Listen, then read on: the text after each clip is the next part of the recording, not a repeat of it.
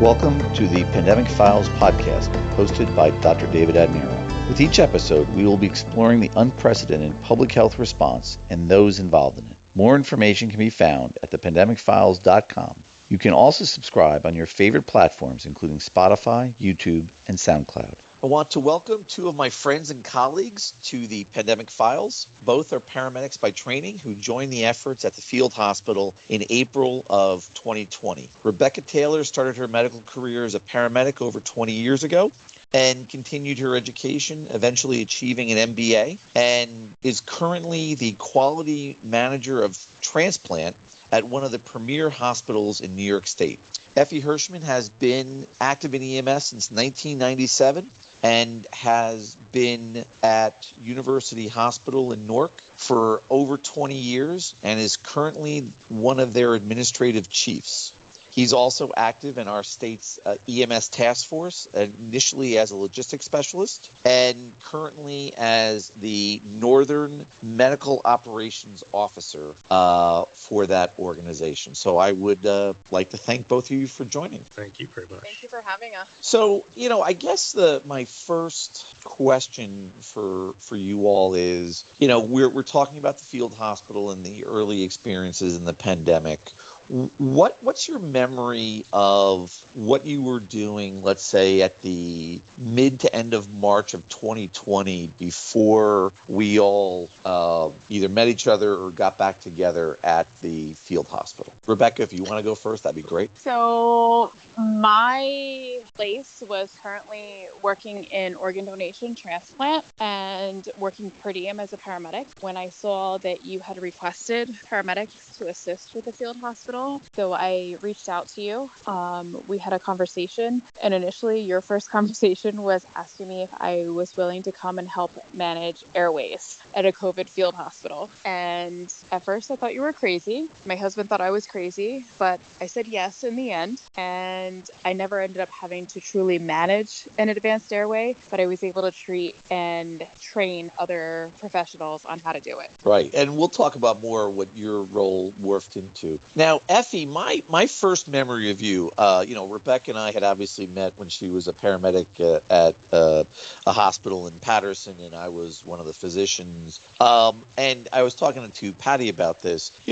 One day, which was probably like on day 1 or 2, we just realized you were there. And we didn't quite know what your role was. And that turned out not really to matter because you quickly kind of assimilated with us. So how did you come to end up at the field hospital at the end of March, beginning of April of 2020? Well, my story is a bit different. I didn't choose you, and you certainly didn't choose me. And you're right. I did just kind of show up one day, as I tend to do. So my story for that time period is kind of interesting outside of work and then in work. So I had my first child born in January of 2020, and my wife, being a Canadian citizen working on her visas, was told to go back when her visa was over at the end of February for a few weeks. Turns out Canadian government shut down and they got exported to Canada for many months. So basically,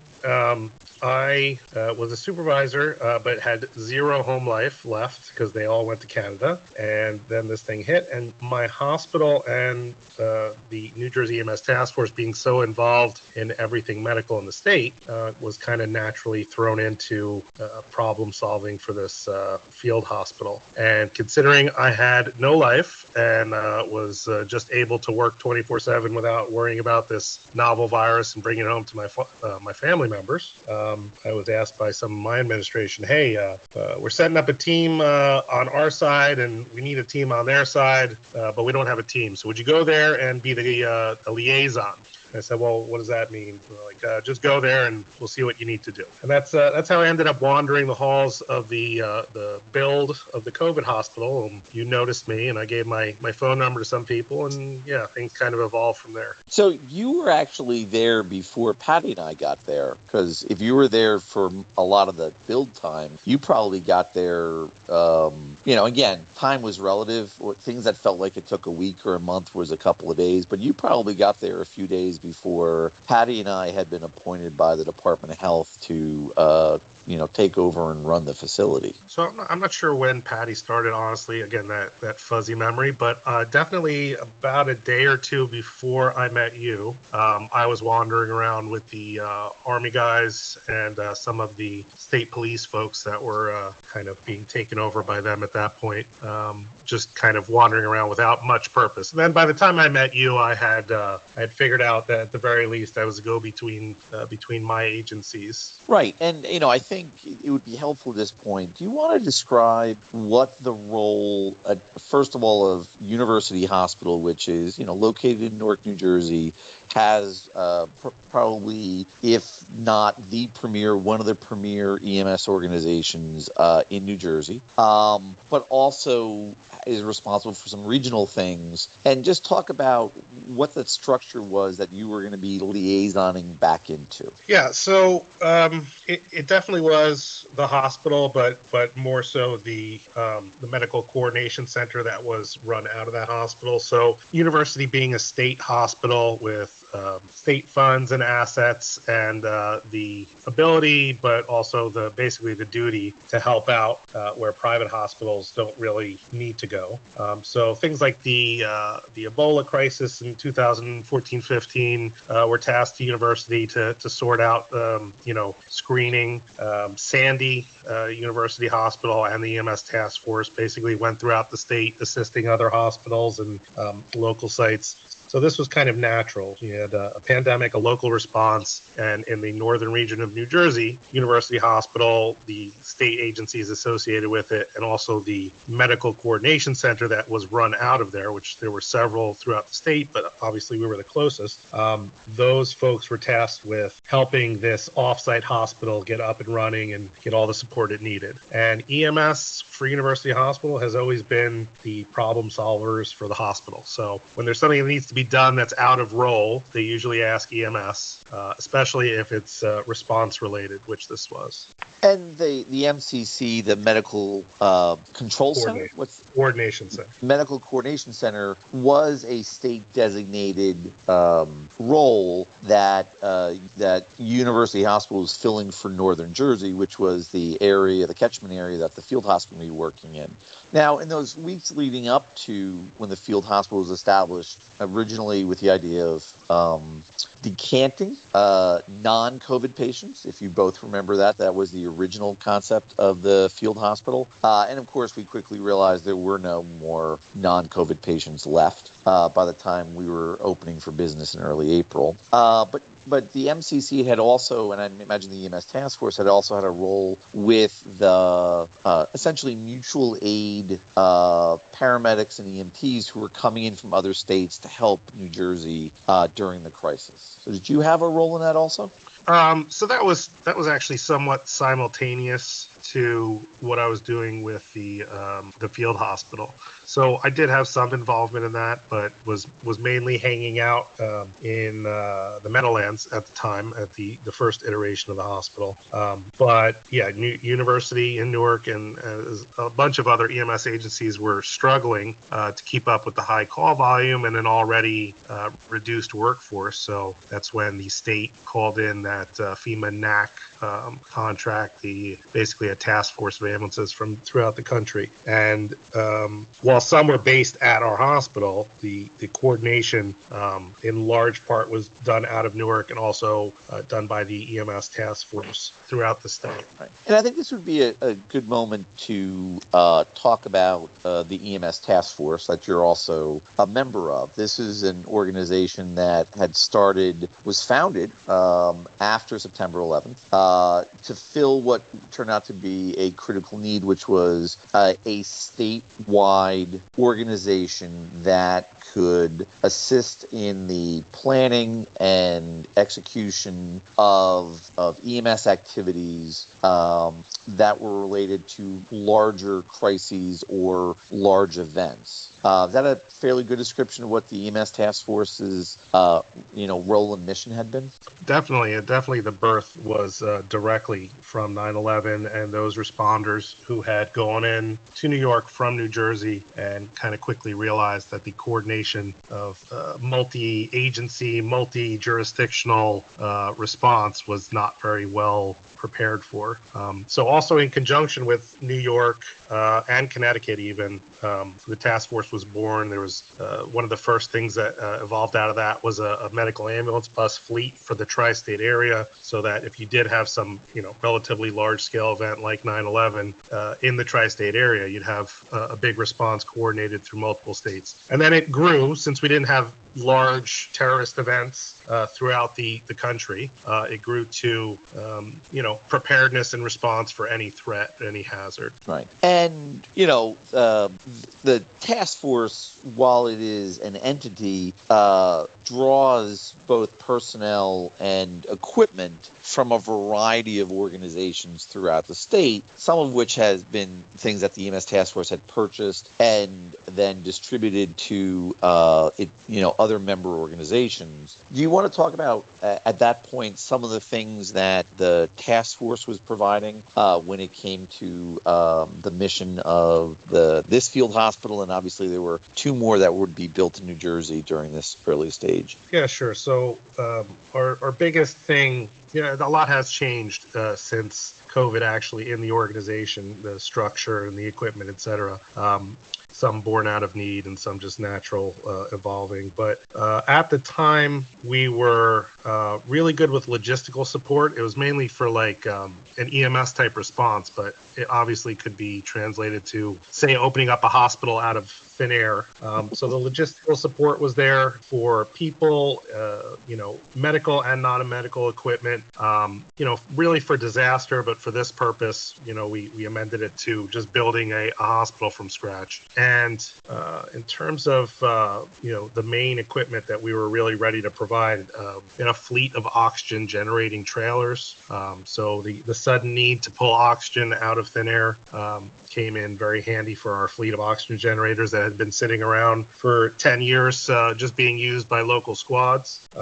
People moving, so the coordination of ambulances, both local and drawing from outside agencies when we had to, was done again with university, but mainly by the EMS task force. So we were really good at building sites, supplying soft, hard supplies and people and logistical support for those sites. And again, while it was meant for temporary shelters or field hospitals that were, a couple of tents for a couple of people, it translated well to the infrastructure that we ended up having and all the help that we had from all those agencies. Good, thank you. And Rebecca, again, thinking about that early period of time before you started, you responded to, I think, my Facebook post looking for people, and in particular paramedics that would be available at the field hospital. What was the impact on the transplant services, and particularly on your side where you're working for an organization that would be working with families of potential donors and working on procuring organs and going through and supporting the national process for getting them to a recipient? What was the initial effect that the pandemic had on your day job? So initially, it was devastating. Anybody that was diagnosed with COVID at the time was not able to be a donor, whether it be tissue or solid organ. They were completely ruled out. And I think in the month of May of 2020, we ended up having 6 donors or 9 donors, something to that level, because all of our hospitals in New York were overwhelmed with COVID patients. And anywhere else in the United States, no transplant teams were willing to come into New York and procure due to the high acuity and level of COVID patients that we had. That being said, I felt like I needed to help in other ways. So I was picking up EMS shifts at other hospitals in Bergen County that I was employed at. And then I saw your post for help and responded, not necessarily knowing exactly what you were looking for.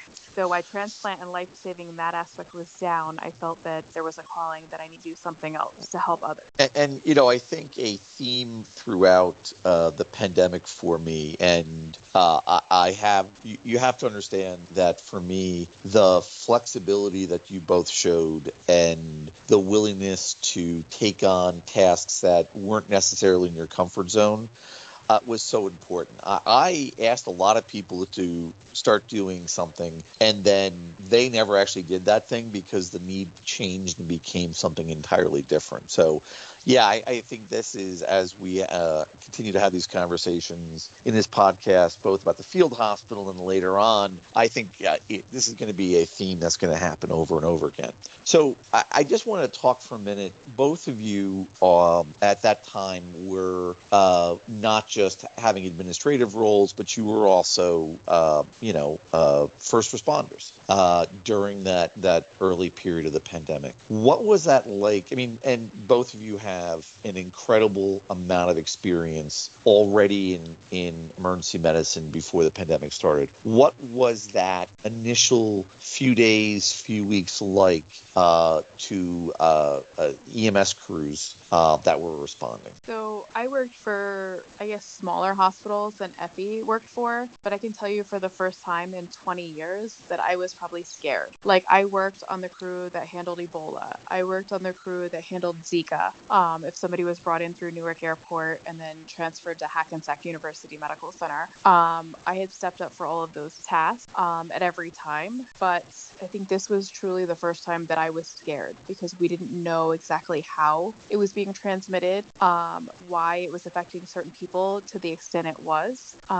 So it was definitely uncharted territory, but I knew that my calling was to help as much as I could. And Effie, what was any other thoughts? And Rebecca, that's incredibly well said of what I imagine it would have been like in that very beginning.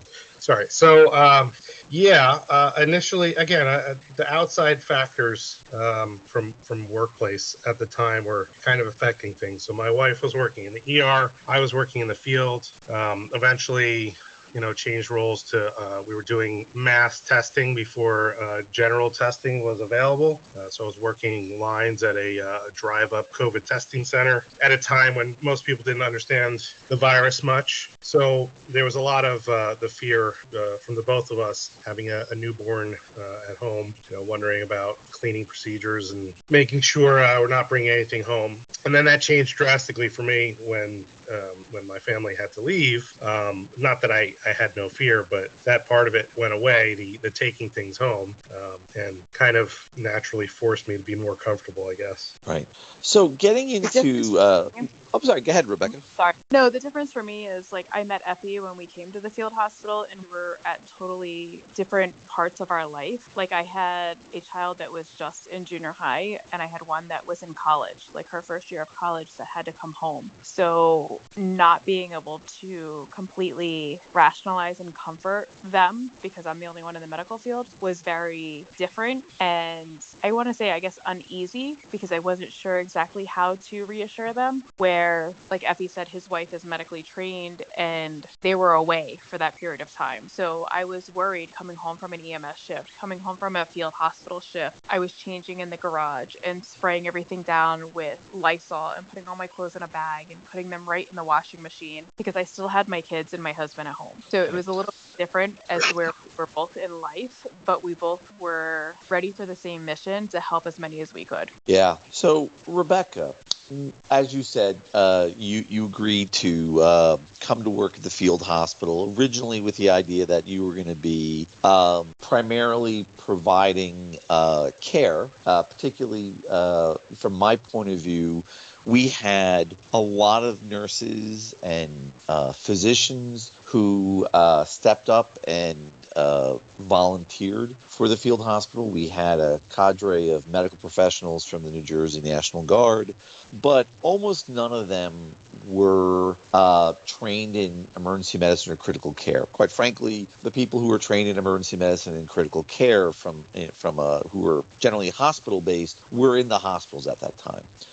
So as myself as an emergency physician, I realized that we were going to need some more people who were going to be able to respond to emergencies, in what basically was a round-the-clock operation of a hospital in the middle of an empty convention center. So, when you first got there, I think one of the things that you focused on was just orientation and training of familiarization with a code cart, how to use a defibrillator, familiarization with intubation equipment, etc. So do you want to talk about, I think, that? And then I know your role more significantly, but would you like to talk about that initial set of goals? I think initially when we spoke, and you told me what you were looking for, I, in the back of my head, thought you were crazy. When I verbalized it, my family thought you were crazy and thought I was crazy for even considering it. But I knew that I would have what I needed in place to keep me safe. And I knew that I was a provider that did not want to jeopardize my family or my role as being a mom or a wife. So I would do whatever it took to keep me safe and them safe. So yes, when I did come, I really didn't truly have to manage, quote unquote, a COVID airway, but I did have to teach a lot of providers who were not familiar with emergency medicine how to manage advanced airways or even basic airways that could get out of hand. So there was school nurses, there was bariatric surgeons, there was orthopedic surgeons that came out of retirement. They were all looking to help and do whatever they could do. So just teaching basic airway management, teaching some advanced airway management, whether it was supraglottic airways, whether it was intubation, refreshing them. I mean, I had physicians tell me they hadn't done that since residency. I had nurses tell me that they hadn't seen a Bristojet since they were in nursing school. But just really educating them and reassuring them that it goes back to basics and they can truly do this. And not one person said, no, I can't do this. They were all willing to learn. They were eager to learn and wanted to see as many people as they could. Yeah, and I appreciate the fact that what was it that your family thought was crazy about my initial pitch to you? Was that I had a full-time day job, that I was willing to put myself in harm's way for the unknown, because we truly, still at that time, we weren't sure. Everybody kept saying respiratory, they kept saying droplet, they kept saying, different things, but we still had people wearing gloves. We still had people covering their hair, wearing gowns, wearing masks, wearing gloves, wearing eye protection. I think it still was the unknown. We'd had husbands and wives that were sharing a bed, and one would be severely ill and the other one would be fine. Or we'd have coworkers that one would pass away and they spent 12 hours together and the other one would be fine. So I think it was fear of the unknown and the fact that we thought it was so respiratory driven, and that the thought of me having to intubate patients, in the middle of the night so that way you would get a break. Sure. Would put myself in risk to do that, to leave my home where it was safe, to go and save somebody that I didn't know. And, we're going to flip the question a little bit. Neffy, I think I may have accidentally put you on mute. So I want to talk about the process that both of you were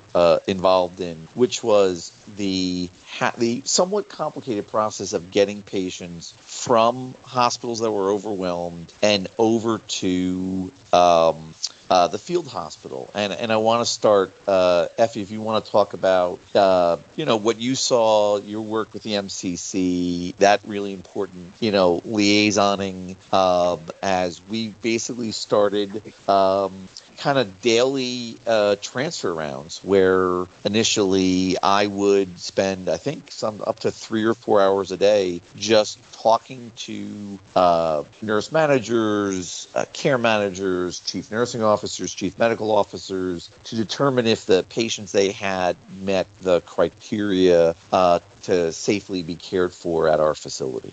Yeah, so the initial thought was that we were going to have, 25 hospitals with 400 patients that they needed to either decant, or then as things evolved, they had too much COVID going on, so they needed to get some of their lesser severe patients out. And that, quickly changed to a lot of the private hospital systems not really participating or not really divulging all their information, and more of the MCC scraping as much information as they can from those organizations to get some patients and then filter that down into the MCC and then over to you. And there was also there was two more planned sites. One was operational with basically nobody, and then considering the geographic location, we had everybody because that was the north of New Jersey, and the New York City region was where most of the cases were coming out anyway.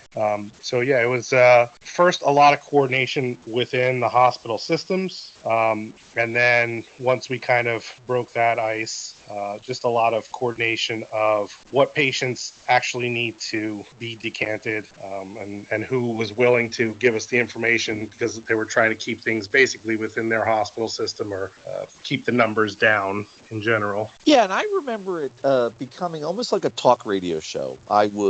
We would start at, I think it was 10 o'clock in the morning or so. The personnel at the MCC would send me whatever information they had, transfer sheets and whatever other information the hospitals were able to provide on the patients they were proposing to be transferred. I would review those, and then the personnel of the MCC would basically get a representative of the hospital on the phone with me, and we would discuss the patients and make a decision in real time whether to accept or not accept them. Obviously, from my point of view, I recognize that the hospitals were overwhelmed, that the care that the hospitals were able to provide, particularly the patients who were recovering and didn't need as much acute care, was very little, given how overwhelmed they were. And I really felt we should always be finding reasons to say yes, as long as it was the type of patient that we had the services they could provide. And again, I think that the MCC did really an amazing job getting that information, coordinating these calls. I mean, there were days I talked to probably representatives of 7 or 8 different hospitals over that period of time and discussed 15 to 20 patients or more in a day, trying to figure out which ones were able to come to us. And then, of course, the second half started for EMS, which was figuring out how to get them to the field hospital, and then for the nurses and the doctors to start taking care of them as patients. So, you were on the EMS personnel were heavily involved in both ends of that, and particularly that transport of, again, patients that were going to require the crews to have full PPE and to disinfect the rigs afterwards was incredibly important. Yeah, and then even the back end of that, eventually we were moving people, whether it be to COVID shelters or secondary facilities that had rooms. So moved them in, we moved them out. But their coordination of movement and, again, novel practices for this before we really got into the science. So every job was deconning. Initially every job was deconning an ambulance in full PPE as if it were Ebola, and lots of time and manpower spent. And then as things went on, we evolved a bit and honed our practice, and then also realized that we could scale down a little bit in terms of what we were doing. Right. And after, I think, and again, time lost a lot of meaning in the field hospital. Every day was very intense. All of us on this call and a lot of the people who were there were working 12 to sometimes 18 hours a day in the very beginning. And one of my most inspired moments was when I realized that Rebecca's experiences in working in the transplant world, which included evaluating patients and having discussions with healthcare personnel and families, made you an ideal person to potentially take over the role of being this transfer coordinator, and relieve me of what was anywhere from 2 to 4 hours a day of work when there were a lot of other things that required my attention. And I felt that was really inspired, but I also remember you kind of looking at me like I was crazy for a second time within a period of a week. So do you want to kind of talk about that and your initial thoughts, and then quite frankly how you found that experience? So yeah, I initially, I mean, honestly, I think I'm crazy in the fact that I feel that nothing can stop me and that I want to help everybody. And I think Effie and I really bonded on that fact that we were both parents, that this was something that was new charted territory, and that we could do it because we had a great leader in you and Patty, and what needed to be done, we could get done. So yes, taking the calls from, whether it was universities, dispatch, whether it was other hospitals that were patching the calls through to review patients with us and evaluating whether they were appropriate to come to our facility, I think was pretty neat. I also think that it was a huge responsibility, and I think we made a lot of the right decisions together, knowing what we were able to handle, what we were capable of taking on, and what would push our limit. I mean, I had time, short, it was only a week, to get to know a lot of our providers and what their experience was and what their training needed to be. But they also knew that myself, Effie, and you were available if they needed backup, if they had a question, to help with some of these patients, whether they were on high flow O2, whether they didn't need O2. And I think that made a huge impact on who we were able to accept and who we were able to rehab versus going to a hotel or staying in a hospital longer. And again, putting that, faith in me and that responsibility that I was able to make those decisions, it made me feel good. And I think we were able to make those critical decisions in the time for these patients. Yeah, I have to say, from my point of view, I know you were a little bit stressed about it. You knew that you could ask me any questions, and you had a few questions in the beginning of, I'm not sure if this patient is appropriate, and you would run some stuff by me. But to be honest with you, after probably the first couple of days, I stopped thinking about our transfer process and knew that you were handling it, and you were handling it well, and I was able to go and move on to one of the many other things that needed attention at that point. So I really appreciated that quite a bit. Effie, I feel the same way about the EMS things. I knew, and obviously you were a representative of some very large organizations and some really wonderful people. University Hospital was essentially our parent organization for the field hospital. We essentially acted under their medical license, and we used their computer system when it came to tracking our patients. They provided us just-in-time training for things like environmental services when we had to bring in a brand new crew. And your colleagues and bosses at University EMS and the task force were amazing. There was really nothing that I ever asked for that wasn't being able to provide it. And I think about the fact that after the first 3 or 4 days, when I through you, went to EMS and said, I need an EMS crew to be in this building every night, because if we need somebody to manage an airway, it couldn't be me driving 40 minutes from home, and I needed to start getting home rather than sleeping in the hotel next door. And I just remember the response was, let's see what we can do. And then it was, yep, we'll have a crew for you. Yeah, well, that's one reason why I'm with hospitals problem solvers, because you always have bodies and equipment to throw at things and then figure out the plan after.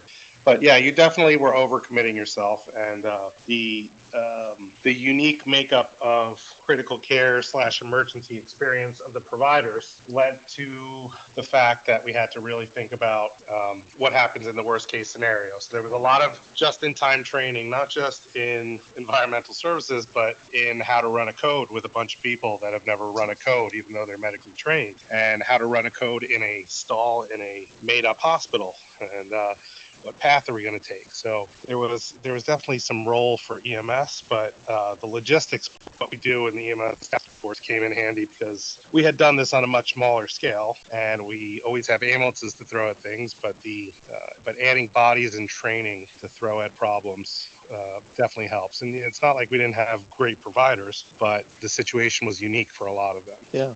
The other thing that thank you. And the other thing I reflect on in this, first of all, I was very happy we got to do a little bit of simulation with the teams and had some mock codes and how to move a patient safely, where we would try to do some of these procedures that would be essentially high risk and could potentially aerosolize a lot of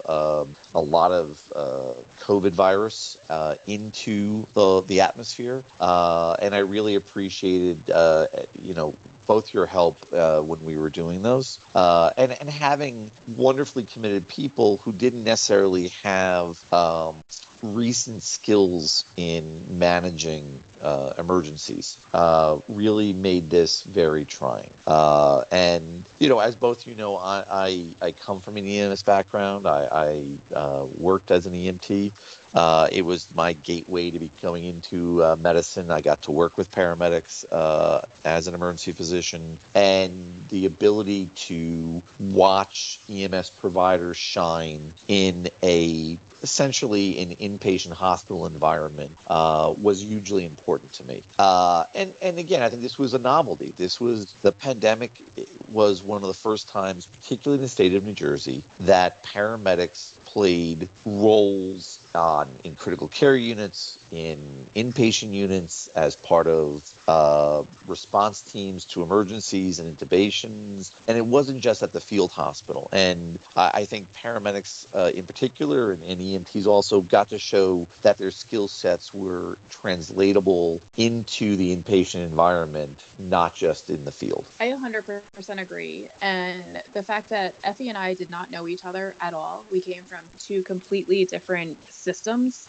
Yes, I came from Bergen-Passaic County, where you have the suburbs and the inner city, so to speak, where he has been primarily in inner city. We really met together, worked together. We did a lot of training with some of our providers on advanced airways together.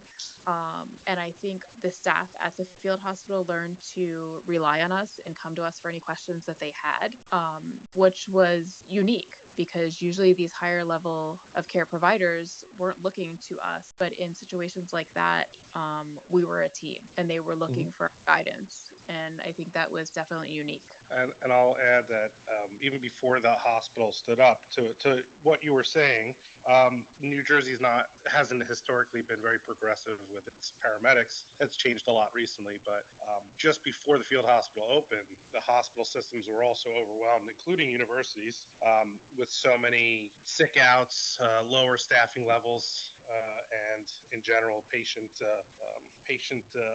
amount and acuity. We ended up having paramedics and our EMS nurses come into the hospital and work on the floor. So it was kind of natural. Also, then once we had some more help from the military and from outside sources, some of those same folks that went into the hospital to work on the floors and the ER ended up being the crews for standby purposes there, because it was kind of a natural shift. They were already doing that. And now at this point, there's been some changes in legislation years later, and they're advancing paramedics. And part of that is the ability to help out in that way, because they saw what an asset it was. I agree. I was at the Department of Health when a lot of that legislation was coming through, and I got to work on some parts of it. And I think that legislation probably would not have happened if the pandemic didn't happen in New Jersey. I really think that pre-hospital providers shone throughout the pandemic. There were a lot of groups that really showed their mettle during the pandemic, and EMS was one of them. And throughout the entire process, watching the comfort of paramedics who are coming in at night to work with physicians and nurses and physician assistants and nurse practitioners and integrate as part of the team was incredibly important. And from my point of view, particularly when you're talking about advanced airway, where we're talking about very powerful drugs, we're talking about paralytic agents that can take away the respiratory drive of a patient but help you intubate. The people that I was going to give access to that was going to be paramedics, compared to some great physicians who didn't have any experience with airways. And I was able to, sleep well at night, knowing that there was a crew there that they could always call me. And occasionally they would when they had, they needed some medical control or they wanted some backup on something. But it really allowed, it really lowered the temperature and the stress level for the people at night. In a way that made longevity possible, and quite frankly, probably saved lives during that time period, without a doubt.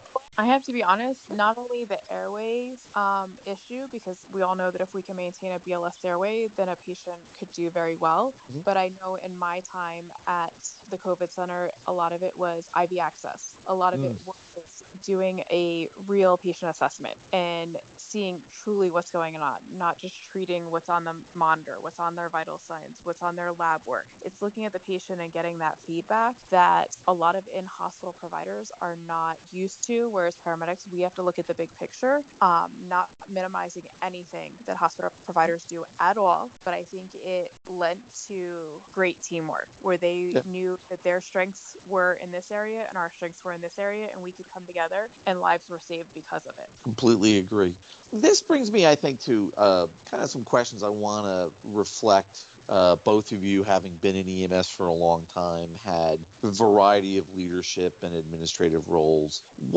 I guess my next question is, what were your thoughts on what leadership styles were most effective during the early part of the pandemic, particularly in the field hospital? And we had really strong leaders, and both of you were part of that leadership group, but there were also very different styles. And I was wondering, if you had a chance to reflect on what kind of leader you were when you first started versus some of the things you learned and may have incorporated after having been at the field hospital. So truthfully, for me, leadership was just something that I embodied and took on as a field training officer or a preceptor. I truly had not looked at myself as a leader until I took on this role and kind of felt like I was your right-hand woman, and found myself working with these different providers and getting their buy-in and reassuring them that what they're doing is making a difference. Like, you're putting forth effort, this is going to help save lives. And that's kind of been my leadership style since post-pandemic in the organ donation world, and now on the other side in the transplant world, is getting people for these buy-ins, for these project improvement process plans, for these root cause analysis, like to get them to see the bigger picture and to see the role that they played did truly make a difference. And if they tweaked this or tweaked that or learned a little bit more or, truly believed in themselves, that it could truly make a difference. And I saw that even in training a lot of these people in the field hospital. Like, the school nurse, still rings true to me today that she's like, oh my gosh, I've never seen a Brista jet, like when we were going through the code cart. And I explained to her and we looked at it and we went through it and she was like, oh, okay. Like, it clicked from way back when, even though she had not ever had to push epi in her nursing career. But she remembered it, and just giving her that encouragement, giving her that insight that she knows this and this is what's going to make a difference, and getting that buy-in is what made me feel that I have that influence and I can educate people and get them on board, and be a leader in that aspect, I guess, for lack of better words. On the flip side, I would have to definitely say I was not a leader. I think I was in a more of a leadership role in my normal title leading up to that, and then I assumed more of my EMS task force role, which was a talker and a mover. So I purposefully not being a leader, but being the guy who's able to talk to a few different leaders and be a go-between and a guy who procures stuff. I'll say, we had a mix of disciplines and agencies working together in the field hospital, and a good portion of that was military, and that exemplifies my point of different leadership styles. So you definitely see different types of leaders in the military, even in the same role. And we had a guy working with us Kurt, who was in a bit of a leadership role, but was more of a relaxed, we have the problem, we just need to work out some of the problem solving, as opposed to the mentality that I guess we all had at the beginning of this thing, and the military tends to have all the time of coming at things headstrong and overruling everybody and not having a listening party. So what we had was a situation we had never dealt with and a solution that we had never done. And the best leaders in that position, yourself included, and Kurt and a few other people, would listen to people from all different agencies, all different experience levels, weigh options, problem solve as a group, as opposed to the standard military style of coming in, barking orders, and hoping that whatever they say works. So while I wasn't in a leadership role, I was part of, I guess, a leadership group, I was definitely observing more than I was making any sort of stand for my leadership career. And I will say, again, folks that I mentioned, but specifically you, Dr. Adnero, it was a crazy time, and you had a bit of more of a laid-back approach, which actually worked a bit better. And when I say laid back, I don't mean lazy. I mean not headstrong, not overruling, being, a committee guy, and hey, let's see if this works, and if not, we'll move on. I think that definitely showed that was the way to move forward on something where nobody actually had any idea what they were doing. Yeah, because he would listen to everybody and all of their opinions and all of their insight. And whether we knew Pittsburgh from Tuesday, he took that into consideration. And yes, it wasn't like, do this now because I say so. And I think that was a big part of it. Like, just my role in general, just teaching like the basics of first aid, the basics of airway management, the basics of first aid care or advanced care made a huge difference. It wasn't like anybody was, what's the word I'm thinking of, one-upping anybody else, because our leaders, Patty and Dr. Adnero, were so open to anybody's, feedback, criticism, insight, that it made it work very cohesively. So I 100% agree with you with that. And I appreciate both of what you've said. And for me, and having talked to Patty recently about this, we both agree this was really one of the finest experiences we'd ever had. It was not without some friction. There were things that we had to work out within the team, within the different organizational styles, in working with also Office of Emergency Management and the Department of Health. But I consistently experienced people who wanted to be collaborative, which is what I enjoy really the most, and who were willing to speak up, give their ideas. Effie, as you're talking about, none of us had gone through this before, so there was no experts in the room. And then a willingness to try it. The only thing I will disagree with, Effie, is that you didn't have a leadership role. I understand what your perspective is, but much of what you just talked about, what you did, to me is the finest points of leadership. I don't think I ever issued an order or command in the entire time I was at the field hospital, because to a large extent, people just took what we did and ran with it. And they took the skeletal structure that Patty and I initially came up with, and you all were fleshing out, and then they ran with it, and then they made it into something greater than I think Patty and I ever anticipated it was going to be. It was a unique experience, and again, being somebody who considers himself a strong advocate of EMS providers, I really loved watching EMS shine in the field hospital, and later on in subsequent podcast episodes, we'll talk about the role that EMS had throughout the rest of the pandemic. But for me, it was an opportunity for EMS to really show what its abilities were, and where they could operate, not just in the pre-hospital setting alone. So I really appreciated that considerably.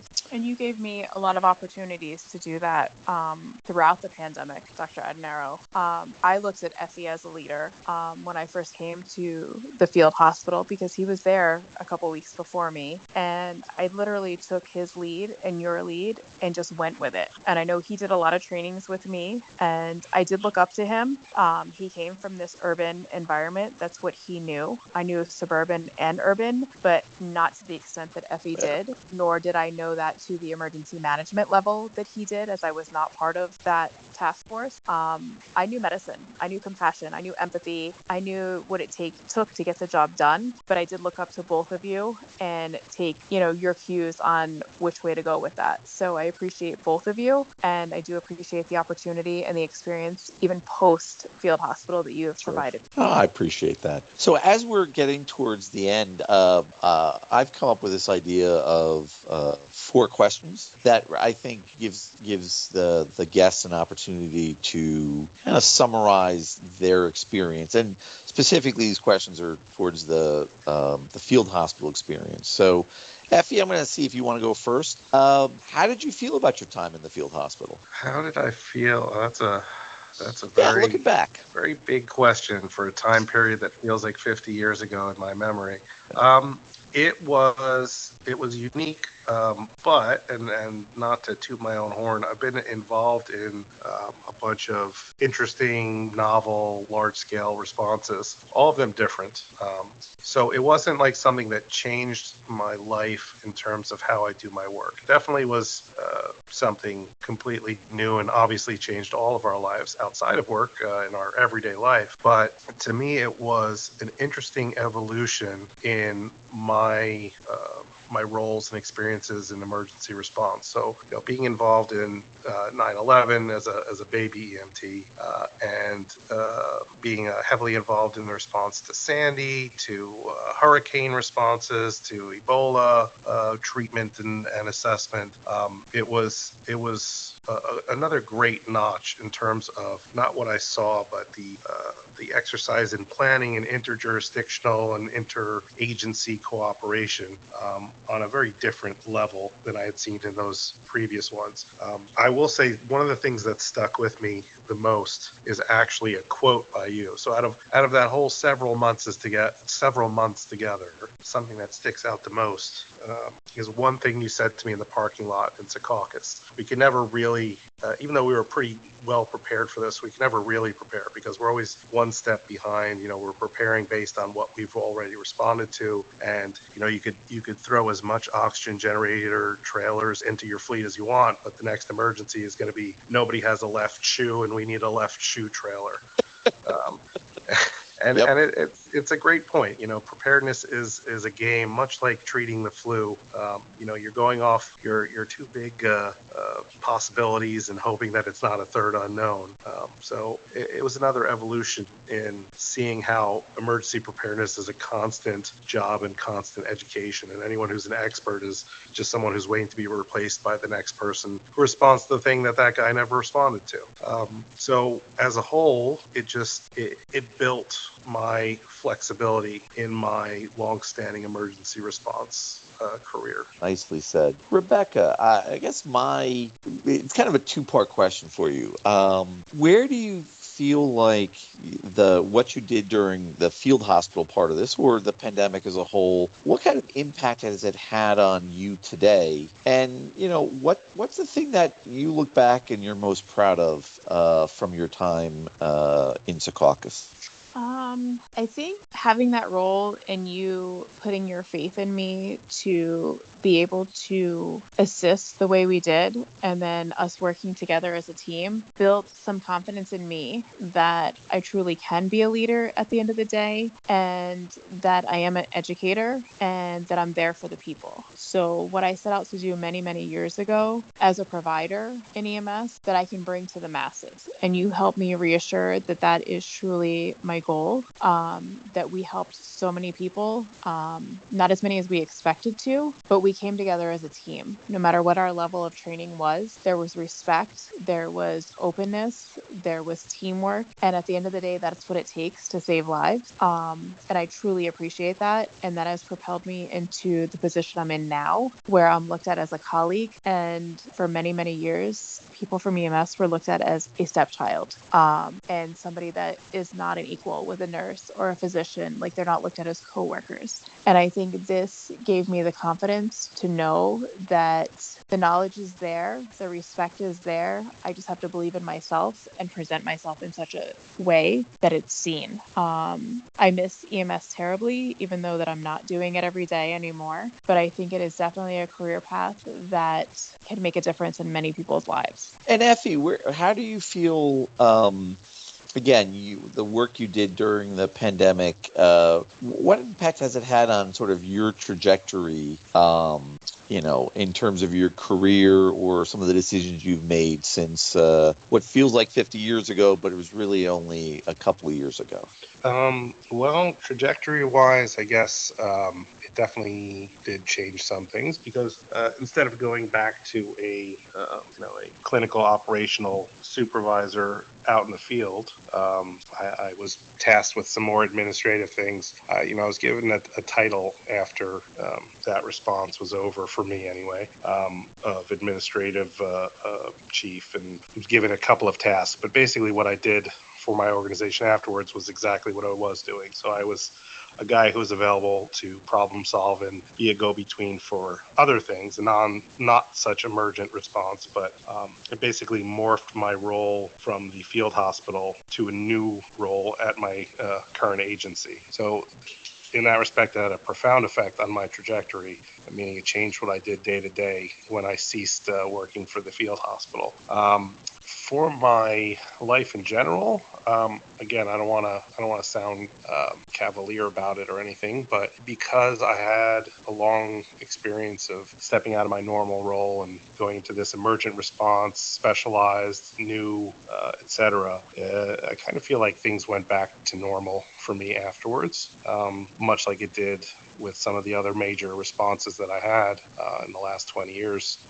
It's kind of all hell breaks loose for a couple of days, a couple of weeks, a couple of months, and then back to business as usual. The exception of adding that notch of experience to my my role as a emergency responder among emergency responders. And then, lastly, and for either of you, do you have any questions for me, or any last thoughts? Anything that you wanted to share that we didn't get a chance to cover during this time together? I think my only question for you is, did you expect anything different from the paramedic who came to work in the field hospital and assisted in the days that followed this pandemic? I know you've always been pro EMS.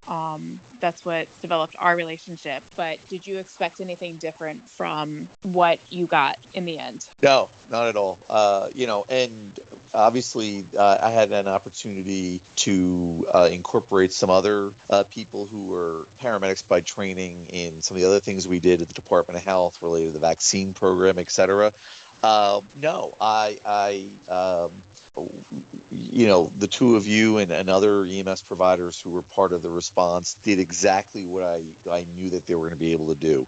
The resiliency that EMS providers have, the ingenuity they have, the ability to work in gray areas, I knew were going to be incredibly effective during the pandemic. And, to be honest with you, I take a little bit of kind of subversive pride in being able to put paramedics in positions that paramedics have typically not been viewed for, and to watch you all thrive in those has been a real thrill for me, to be honest with you. I've always felt that those in EMS need to have more pathways to take their skills and their experiences and move through medicine or the pre-hospital environment or the emergency management environment.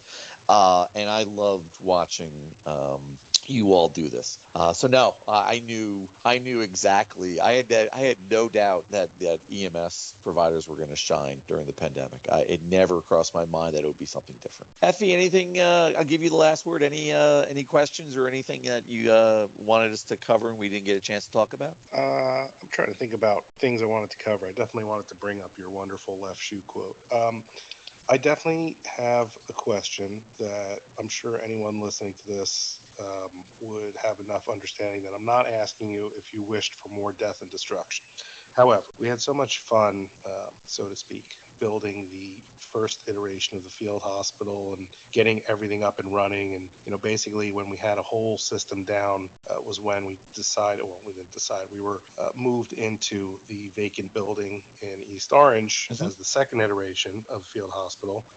And I feel like once we got a real building with offices, solid infrastructure, we even worked out the oxygen internally, that's when basically that portion of the response went away. So my question is, do you lament the fact that we didn't have this full 3-story made up hospital that we could really make shine? Actually, the opposite. I would have personally have liked to see what we could have done if we'd had 200 patients in the original Secaucus site, and not. I think we got to a maximum of 90 patients. I really, I would have liked to see how, I think we could have taken care of 200 patients simultaneously in that space and done an incredible job. So that's the part that I'm happy that the curve of the pandemic flattened at that point and we weren't needed. But I would have loved to see that staff really reach its maximum potential. And I think that's the part I would have liked to have seen. Because I think it was a proving ground to a certain extent on a concept that had never really been done before effectively. Yeah, it's a slight difference of you wanting to see more of a MASH field hospital in full war movement, as opposed to me wanting to see a newly created, nicely oiled machine with all the infrastructure built around it. I don't disagree with you on that first part. It's just yeah, it's the same thing. I think to a large extent, I've seen hospitals function before. I've never seen a temporary field hospital ever in action. So that's what I would have enjoyed. But, I also think by the time we got to the East Orange site, for me, we had proven that we had an effective hospital that had culture and had standards and it had goals and it was created from the ground up by the people who decided to come in and volunteer and work there. So that part for me, I really wasn't worrying about things as much once we were in East Orange because all the important things had already been proven. In a lot of ways, the problem was when we got into the East Orange, it suddenly became all the dangers of being in a building and the needs that now it needs to look much more like a traditional hospital. And that, we had to worry about how do we evacuate people, how do we keep security in a building that has elevators and is, in a crowded urban environment. And that I think changed it for me to a certain extent. All right. So first of all, I want to thank both of you for taking time. I know you both have full-time jobs. Effie, you've got a lot of small kids and a puppy in your house. So I appreciate you doing this at around what must be witching hour for your family. And again, the two of you are a great example of what EMS trained people can do. And I'm very happy that the two of you will be my friends forever. So I appreciate you coming on and joining the show. Thank you very much for having us. I truly appreciate you. I appreciate the opportunity. I appreciate the difference we made and the ground that we broke. And Effie, you never know when I'll be coming to university looking for a job. I'll be sure to block it. And to you, Dr. Arnero, I iterate that sentiment back to you, and I have to say, both of you guys, you it's nice to be friends with you forever, but I will say you guys were very much like family in a very different way, again, because of my particular situation of losing my wife and my newborn child for about 4.5 months. Right when I met you, you basically took over the role of being my family and the folks that I complain to or do some stuff that are not work related. So you did become a short-term family for me for a while. So that I will always appreciate. Thank you for joining us for Chapter 1, Episode 1 of The Pandemic Files, produced and copyrighted by Griffin Medical LLC. For more information, please visit our website, thepandemicfiles.com.